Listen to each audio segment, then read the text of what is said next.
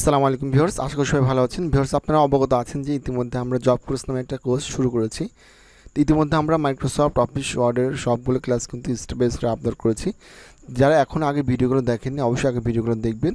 আর আগে ভিডিওগুলো দেখতে হলে পরে আমাদের এই ভিডিওর ডেসক্রিপশনে আগে ভিডিওর প্লে লিস্ট দেওয়া আছে জব কোর্স নামে, ওখানে ক্লিক করলে পরে আপনার স্টেপ বাই স্টেপ সবগুলো ভিডিও পেয়ে যাবেন। তো ভিউয়ার্স, আজকে আমরা যে বিষয়টি নিয়ে আলোচনা করি সেটা হচ্ছে কিবোর্ড সম্পর্কে। অর্থাৎ আমরা কিন্তু কিবোর্ড, মাউস এগুলো প্রত্যেকে কিন্তু আমরা কম বেশি চিনি বা পরিচিত আছি, কিন্তু এই কিবোর্ডের মধ্যে যে কিওয়ার্ডগুলো আছে, এই যে কিওয়ার্ডগুলো আছে, এখন এই কিওয়ার্ডগুলোর মধ্যে কোনটাকে কী কিওয়ার্ড বলে এটা কিন্তু আমরা অনেকেই জানি না, বা এই কিবোর্ড পরিচিতি আমরা জানি না। তো ভিউয়ার্স, আজকে আমি আপনাদের এই কিবোর্ড পরিচিতি সম্পর্কেই জানাবো। তো ভিউয়ার্স, অবশ্যই ভিডিওটি মনোযোগ সহকারে দেখবেন। আর ভিডিওটি যদি আপনাদের ভালো লাগে তাহলে অবশ্যই কিন্তু আমাদের চ্যানেলটিকে সাবস্ক্রাইব করে রাখবেন।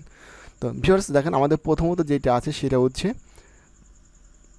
উপরের দিকে দেখেন আমাদের F1 থেকে F12, এই যে F1 থেকে F12 এইগুলোকে বলা হচ্ছে ফাংশন কি। কি বলা হয়? ফাংশন কি বলা হয়। এখন এই ফাংশন কিগুলো আপনি কোন ক্ষেত্রে ব্যবহার করবেন, এটা কিন্তু আমরা বিভিন্ন শর্টকাটের ক্ষেত্রে ইউজ করতে পারি, এবং আমরা যখন কম্পিউটার উইন্ডোজ সেট আপ দিই সেক্ষেত্রে কিন্তু আমরা এই ফাংশন কিগুলো ব্যবহার করে থাকি। তাহলে কিবোর্ডে ফাংশন কি কয়টা আছে? F1 থেকে F12, অর্থাৎ 12টা ফাংশন কি আছে। আচ্ছা, এরপরে যেটা আছে এটা নাম হচ্ছে ESC, এটা হচ্ছে স্কেপ বাটন। তো স্কেপ বাটনটা আমরা বিভিন্ন শর্টকাটের ক্ষেত্রে ইউজ করতে পারি, এবং যখন আমরা উইন্ডোজ বাটন ধরি, উইন্ডোজ সেট আপ করি, সেক্ষেত্রে আমরা উইন্ডোজ বুট ধরার জন্য স্কেপ বাটনটা আমরা ব্যবহার করে থাকি। অথবা যখন আপনি কম্পিউটারে ফুল স্ক্রিনে কোনো ভিডিও দেখবেন, সেক্ষেত্রে আপনি ESCর সাহায্যে কিন্তু খুব সহজে ভিডিওটা আবার ছোট স্ক্রিনে নিয়ে আসতে পারবেন, এবং একাধিক প্রোগ্রামের কাজ যখন আমরা করি তখন ESCর সাহায্যে আমরা চাইলে পরে প্রোগ্রামগুলো ক্লোজ করতে পারবো। ওকে, আচ্ছা, এরপর ভিউয়ার্স যেটা আমাদের আছে দেখেন, এখানে হচ্ছে এই যে সংখ্যাবাচক যে বিষয়গুলো আছে, এই যে সংখ্যাগুলো যেটা আছে এইগুলোকে বলা আছে নাম্বার কি বা নিউমেরিক কি।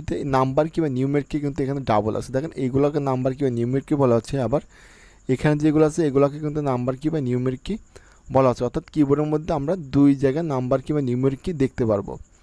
আচ্ছা, এরপরে দেখেন আমাদের ABCD যেগুলো আছে, ABCD এগুলোকে বলা হচ্ছে আমাদের অ্যালফাবেট কি। কী বলা হয়? অ্যালফাবেট কি। এ থেকে জেড পর্যন্ত কিওয়ার্ডগুলোকে আমরা অ্যালফাবেট কি হিসেবে কাউন্ট করে থাকি।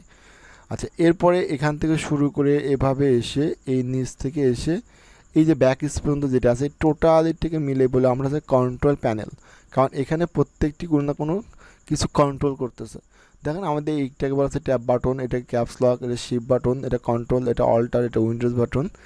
দেখেন আমাদের কিবোর্ডের মধ্যে এই একটা কন্ট্রোল বাটন, একটা কন্ট্রোল বাটন, অল্টার বাটন দুইটা আছে, উইন্ডোজ বাটন দুইটা আছে। ওকে, এরপরে শিফট বাটন দুইটা আছে, ইন্টার বাটন আছে দুইটা, একটা দুইটা ইন্টার বাটন আছে। আচ্ছা, ব্যাক স্পেস আছে একটা।